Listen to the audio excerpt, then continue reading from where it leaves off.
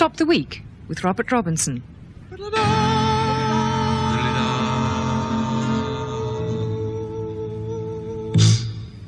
Hello. Our conversation this evening comes from Anne Leslie, the journalist, Anthony Clare, Professor of Psychiatry at St. Bartholomew's Hospital, Milton Shulman, drama critic of The Standard, and Benny Green, the one-man band. We have music from Instant Sunshine. Well, of course, the question on everybody's lips this week was, whatever happened to the adverb? Or, as grammarians were putting it to each other at the Athenaeum, Argentina may have passed the ball wonderful. The French were playing it cautious, but the English language was trailing very bad. Adjectives were stopping up the ends of verbs like guano in a drain pipe. And I was reminded of that saying about the oboe being an ill wind that nobody blows good. Anybody any idea why the adverb's been tackled so spicy? Well, I suppose it's born of an ungrammatical nature that rules the football world. I mean, they're very kind of careless in their use of words. I mean, I listen to a cup final. I listen to, or even in their use of thoughts. But sometimes it's poetry. I listened to a cup final commentary about 3 years ago. One of the rare occasions where Liverpool were not in the final, so they got Graham Souness of Liverpool to be the kind of expert commentator. And they asked him at half-time what he thought of Manchester United, and he said, "I think they've lost their memento." And I thought, well, does he mean a talisman, or does he mean they're slowing down? But of course, there it's ungrammatical. But I think half the time football speak, or commentary speak, or football manager speak is not so much ungrammatical. It's like saying that certain patois are ungrammatical. It is a patois. And so, for example, when, as I heard the other day, somebody saying, "There's the ageless Pat Jennings, 40 years old this year." Now, of course, it's nonsense. They're just given his age, so he can't be ageless. But it's the patois means doing pretty well at his advanced age. Come on, let's give him You're a beginner, Anne. You said manager. You mean boss. I thought it had something to do with the mass newspapers and the need to be absolutely terse in the use of headings and headlines and so on. So instead of saying Germany plays it doggedly, it's dogged, clinical, efficient. What's very good about I'll just make the point. What's very good about the adverb, you know, with the letters ly on the end, is that it lets the verb run on. When you change that into an adjective, he did that very good. It's got more impact, but it's got the impact of a break going on. It stops it. Yes, but I'll tell you why they do it. They do it because what they talk in is slogans, and they exchange slogans, and slogans are cul-de-sacs. They stop and start. No, I mean, the point about stopping the verb is exactly why it's done, because the verb is... In football, it's kicking or scoring or whatever, and these are the sort of the bases of the whole game, and therefore everybody knows them. If you stop the verb by saying he kicked bad, the emphasis then goes on to bad rather than kick. I think, Bob, you're right. Clarifying is what it's called. It is an exchange of slogans. The series that I collected were things like. Here are the gladiators. Andy Gray's famous one, winning takes some beating. It is a contest to the death. Phrases like exploding in the box. These are just, they're the kind of cliches that make up for serious conversation. I don't think it's only, though, football. I think practically every sport generates this kind of shorthand. The thing about sports speak, it's divided into two groups. One is the mutton-headed style, and the mutton-headed style always goes in for the images of war exploding on the field and things. I mean, after all, Orwell did say that sport was war minus the shooting. And then there's the pointy-headed style, and the pointy-headed style is the one that invariably turns to arty-crafty images from music. So, for example, they'll say, so-and-so dribbled the ball with all the romantic elegance of a Chopin prelude. I'm not. What they're likely to say, that. if it's Dan Man, he dribbled it, you know, like with all the elegance of a man sucking a peach, is what. But no, I'm talking about the written word. Now, the written jargon is rather different. In cricket, you get that. There was a famous comparison of, I don't know, a batsman called Charlie McCartney of Australia with Rossini, the music of Rossini. I forget the reason. But on behalf of the footballers, for whom I hold no brief, they've invented a new verb, to nutmeg. And I commend that. I heard last week, look, he's nutmegged him, And I've never heard that. Well, it simply means to kick the ball through your opponent's legs. Yes. Why it should be called nutmeg? I think nutmeg is rhyming slang for leg. It's a bit devious. But consider this, the possibility that people who talk in this patois, I think it is a patois, and I think you're right there, and indulge in a sort of series of errors of speech as though they weren't errors, but they were rather spectacularly good versions of the right sort of thing. Yes. Now, in a way, they may be disguising the real errors of speech they would all make if they actually tried to talk in ordinary human speak. And if you can pass off those errors as a kind of faintly facetious style that happens on the television, it's rather as though the errors you would have made were like wearing a false moustache. You're doing it just to make fun. What about it's a wonderful disguise. Sick as a Parrot was a kind of feeble attempt by footballers to be poetic, I think. They invented a kind of simile or a metaphor, whatever it is, sick as a parrot. And it's now fallen into disuse through the ridicule, I suppose, of people like us. Everybody has now ridiculed it. Nobody says sick as a parrot, and almost nobody any longer says, I'm over the moon. But the thing is that the terrible thing about that wonderful phrase, sick as a parrot, and even over the moon, is that the minute someone... You see, they're all spoken by people who are fearful of not living up to the occasion.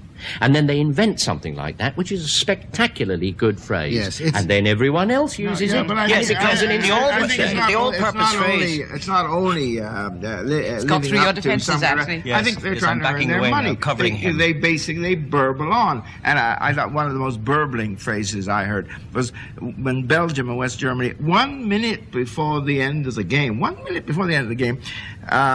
Belgium was 2 down, and the commentator said, anything for Belgium now would surely be a consolation. Well, now I thought myself, I now slide in. I time my tackle. It's just yes. I still think there's something in the slogan notion and the all-purpose phrase.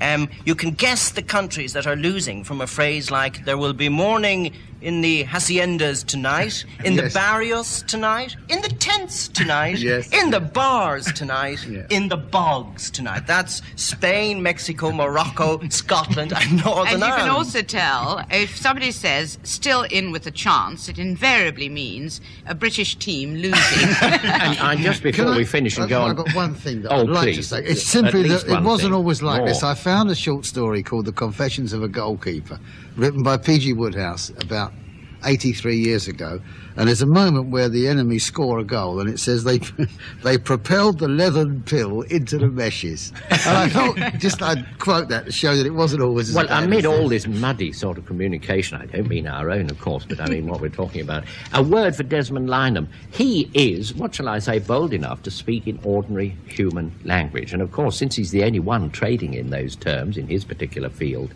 it's wonderfully refreshing and wonderfully different, and he gets deserved pats on the back. But now, I think you all read The Ball Beautiful there, but I want you to consider a novel concept that was put into words this week by Lord Pennock.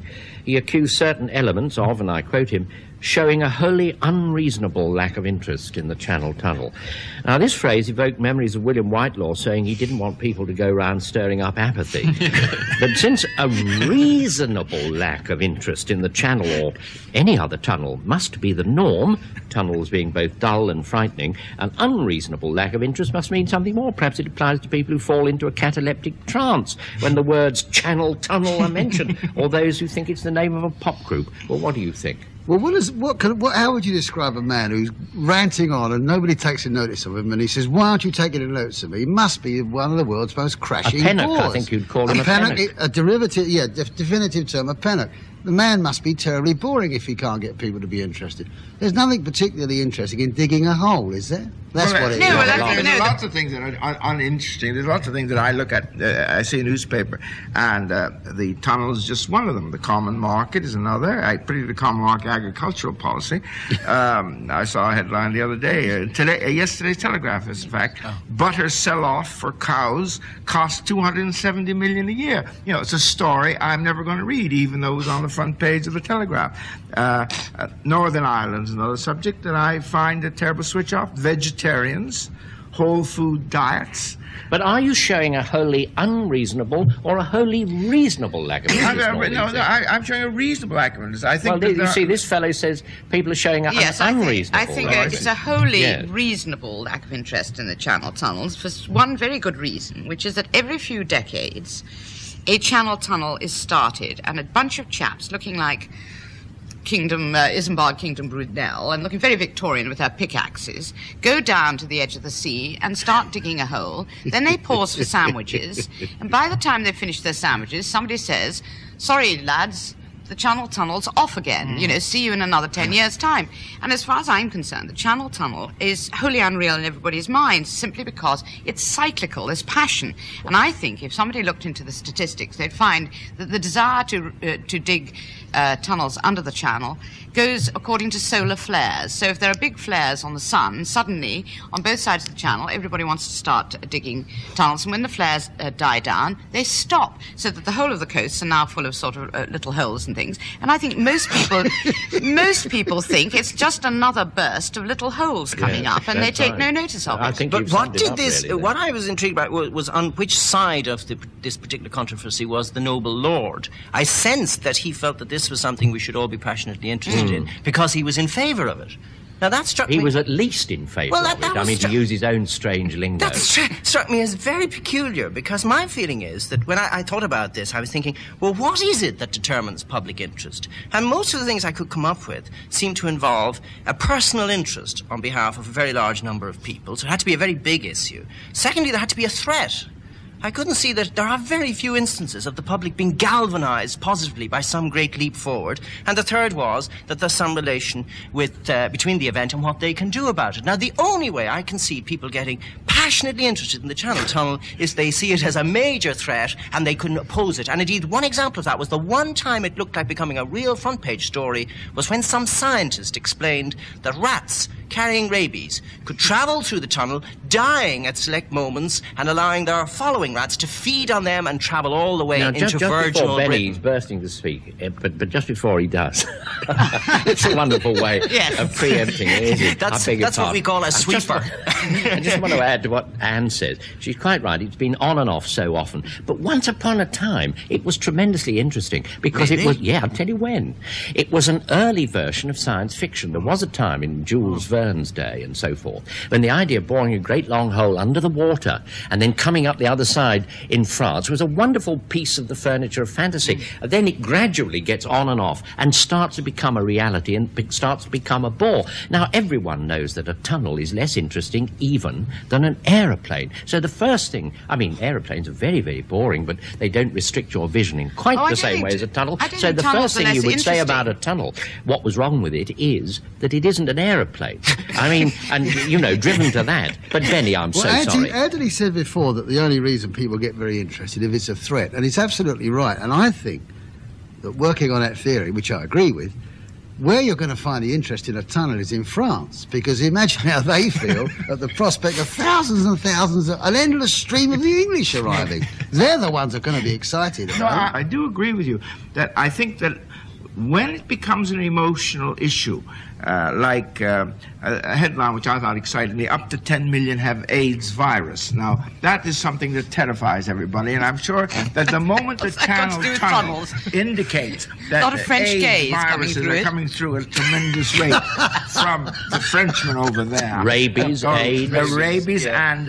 garlic. An invasion of bees, I'm told. That's one of the terrible things. Like foot-and-mouth disease. Bees are going to come in under the sun. As soon as those things threaten us and the tunnel is finished, then there'll be a huge outcry to plug it up again. But it's a terrible place to be at. I mean, enlarge it a little from the Channel Tunnel. I mean, as I will say to the professor here, 'tis the old birth channel, Professor, is it not? No one wants to be in a tunnel. Once you've got out of a tunnel, you want to stay well out of it. You can't see. You feel claustrophobic. The first tunnel I came across was the Mersey Tunnel. It's a big, long one. And in a curious and strange way, I thought it would be as glamorous as a big, tall bridge. Well, you may say slip on my couch to me or something of the sort, but I met a man during the week. He had a maze. He let me go round it. And a maze is nothing but an open-air tunnel, a sort of place Whereas this man said, he said, you just have to face yourself. When you're outside the maze, you know where you parked the car, you can get home, you're located, but in the maze you don't know where you are. You have to face the ultimate terror, which is yourself. But this man said, and this is, well, it's a commodious vicus of recirculation, which brings us back to the original point, which is this. This man said to me, he said, but what I really wanted was an underground maze. And he said, further than that, what I really wanted was an underground rainbow. So my notion that a bridge ought to be like a nice, that a tunnel ought to be like a nice high bridge was really fairly conservative after all. I see you're reserving your opinion. You're looking a bit... Well, while he's reserving his opinion, I would just like to say about tunnels that I think the trouble with tunnels is that people feel very threatened by not so much ordinary tunnels, but tunnels under the sea. That's the thing that's frightening, because, I mean, I've driven through the Simplon Tunnel, which is 12 miles long,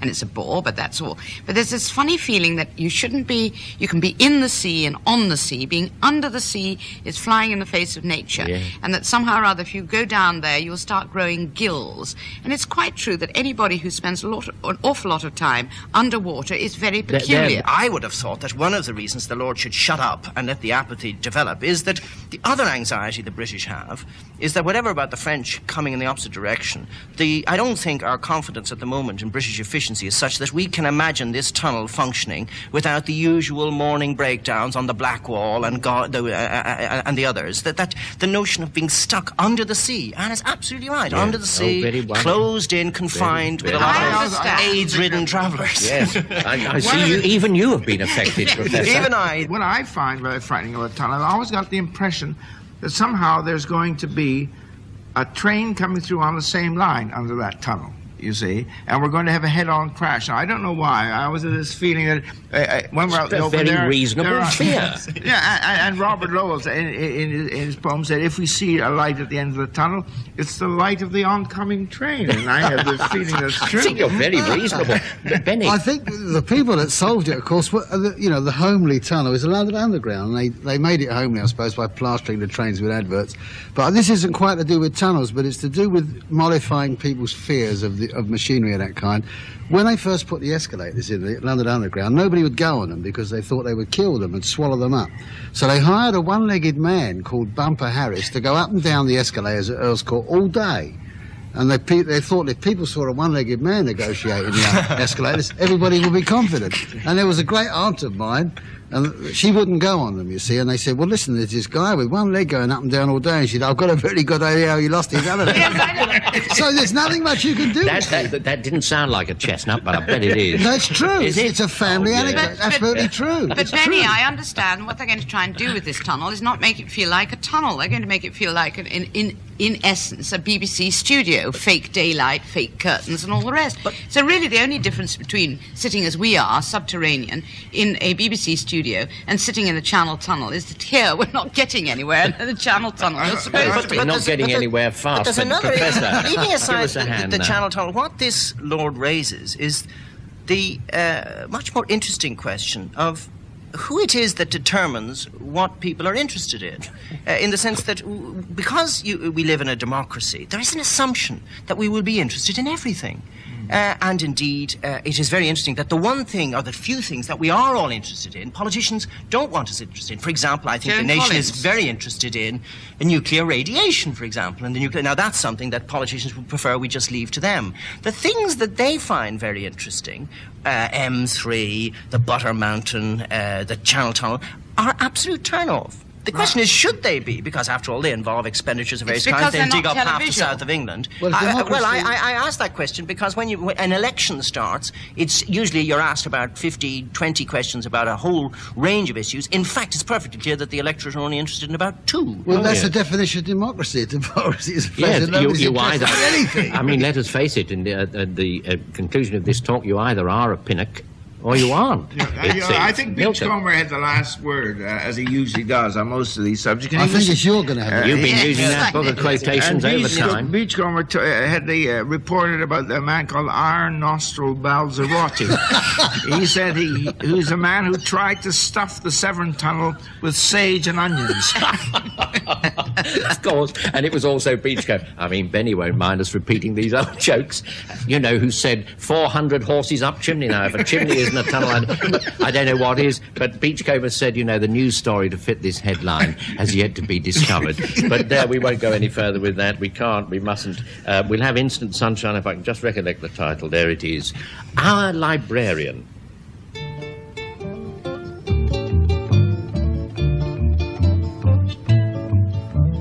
Our librarian wears scratchy Scottish tweeds. A born authoritarian, she's what our library needs. Teutonic bust and flaxen hair, Brunhilde with some flesh to spare. Talk in the library if you dare. Shh! Silence! She's fiery and Wagnerian, our dominant librarian.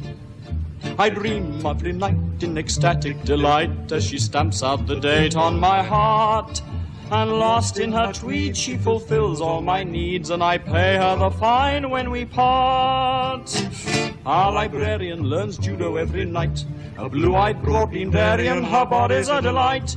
One judo throw and I would break, she's solid as a Christmas cake, and dines on real ale and steak. She's not a vegetarian, a beefy blonde librarian. I take a book out every day, and as she towers above me, I pray she'll take my hand and say how much she's come to love me. My heart, gripped by love's aching cramp, stops beating for an age. Then with her little rubber stamp, she presses it so firmly on the page. Mr. Coggins, if you're going to have another of your funny turns, please go and have it in periodicals and reference. Oh, thank you, Miss Jenkins. Our librarian stamps each book with a date. A strict disciplinarian, and no book is brought back late. She handles books with loving care, but she's completely unaware I'm at her mercy, quivering there. The tragedy's Shakespearean, ignored by my librarian. I dream of her rage should I damage a page. As black-belted, she grabs at my arm. In tight judo grips, I then kiss her red lips. Such sweet, grievous bodily harm. My beautiful barbarian, our librarian. That's another 35p, Mr. Coggins, and try not to let it happen again. Oh, yes, Miss Jenkins. Thank you, Miss Jenkins.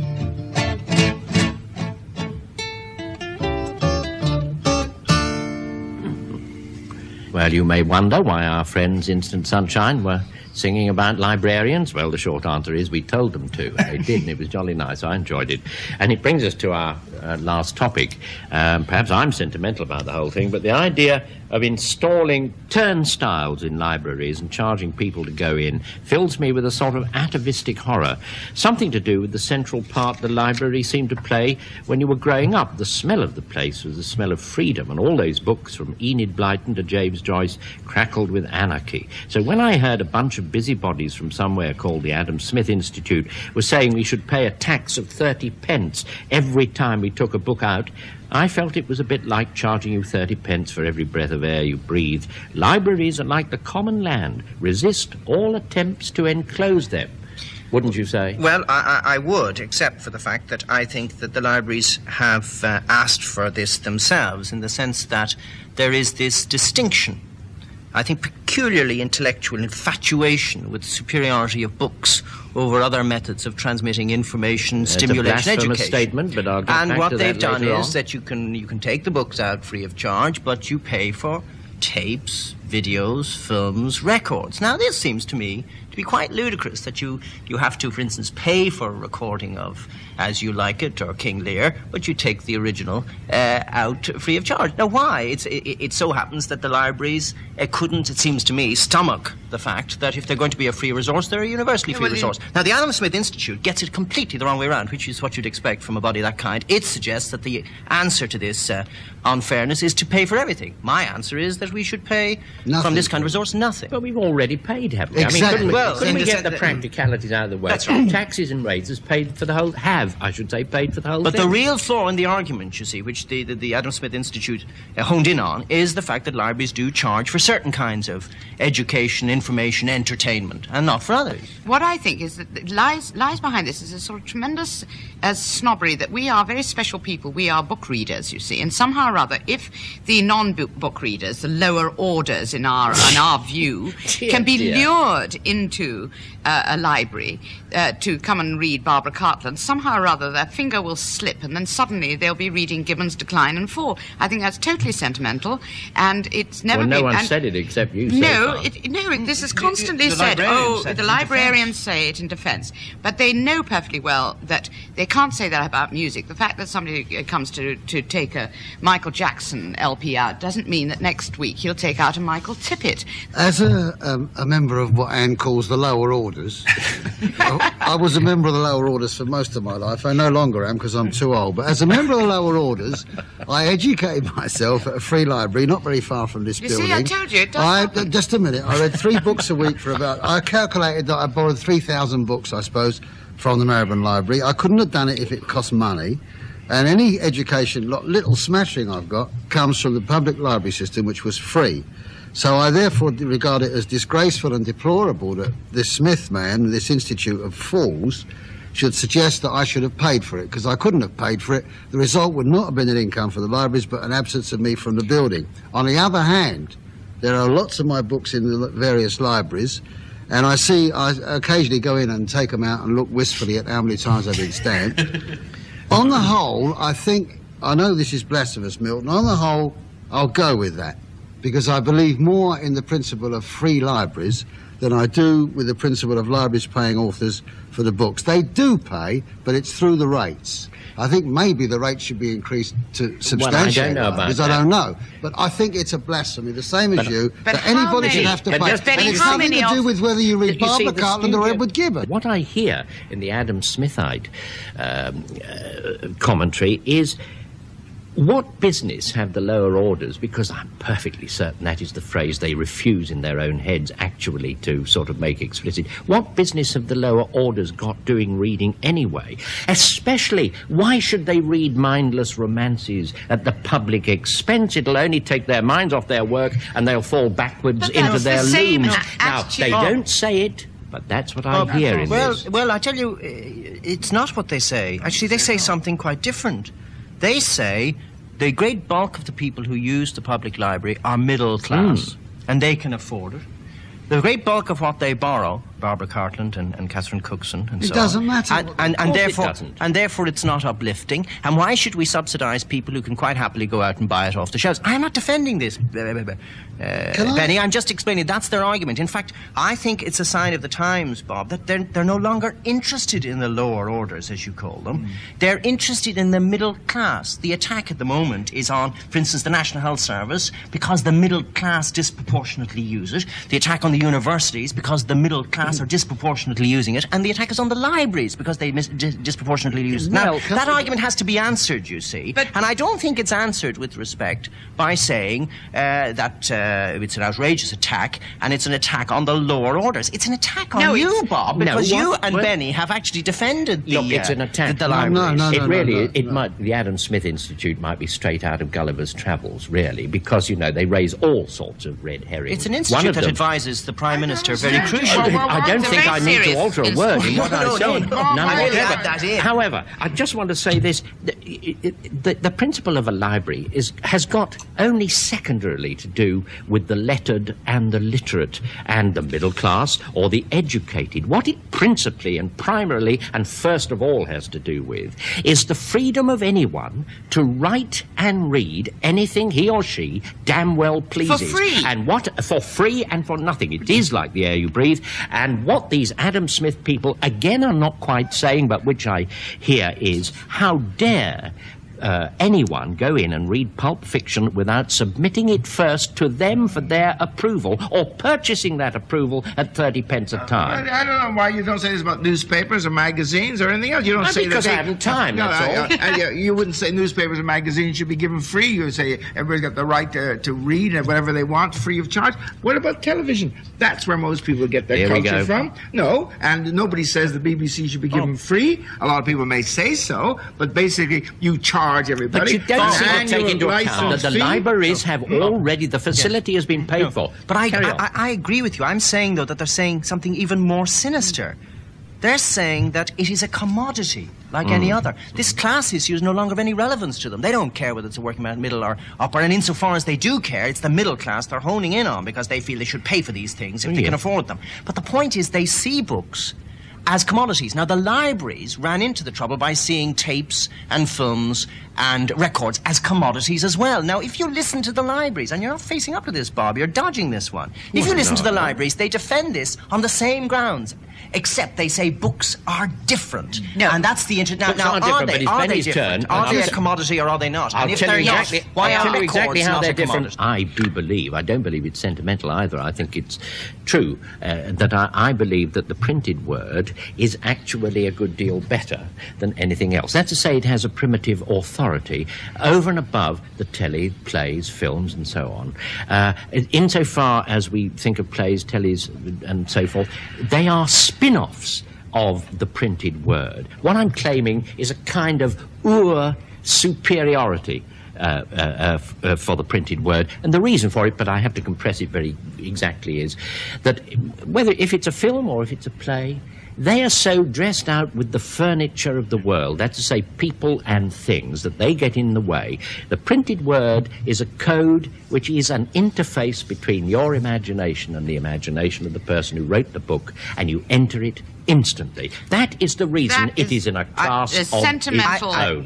Can I just say, I absolutely agree with you. That's the defence the library should have made about books. I absolutely agree. I was merely pointing out that the defence they were making were all the wrong defences. I happen to think books are just as much commodities as films, because I can say that my own imagination is fired off just as much by a great film as it is by a great book. Right. It is entirely sentimental. It's entirely to do with, and heavens, Bob, I'm Eng-Lit grad, so I mean I should feel the same sort of sentimentality. In a way, I do. It isn't sentimentality. But I'm trying to say that I think a lot of the reason why so many Eng-Lit types, the Rains Park literati, are so furious about this whole idea is that it interferes with their own memories of libraries in their childhood. It's possible that comes into it. I have very romantic images of libraries in my childhood. Of course, they weren't quite the same as Benny's, simply because they were in Pakistan. And I remember the library in the Sindh Club, which I adored because it had this whole atmosphere of Somerset Maugham. It was full of memoirs of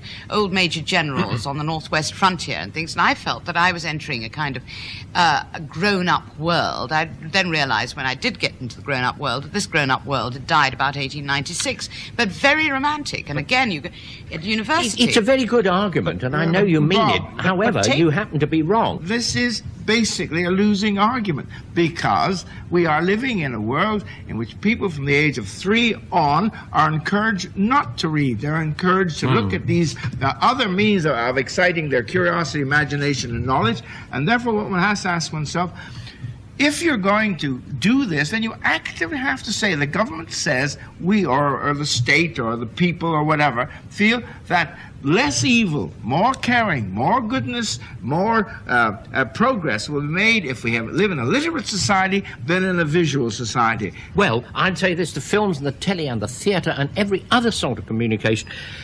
Well, the films anyway and the telly could show you pictures of the sun rising over the Ganges, but the printed word, with the printed word, you're travelling in someone else's mind, and there the distances are unlimited.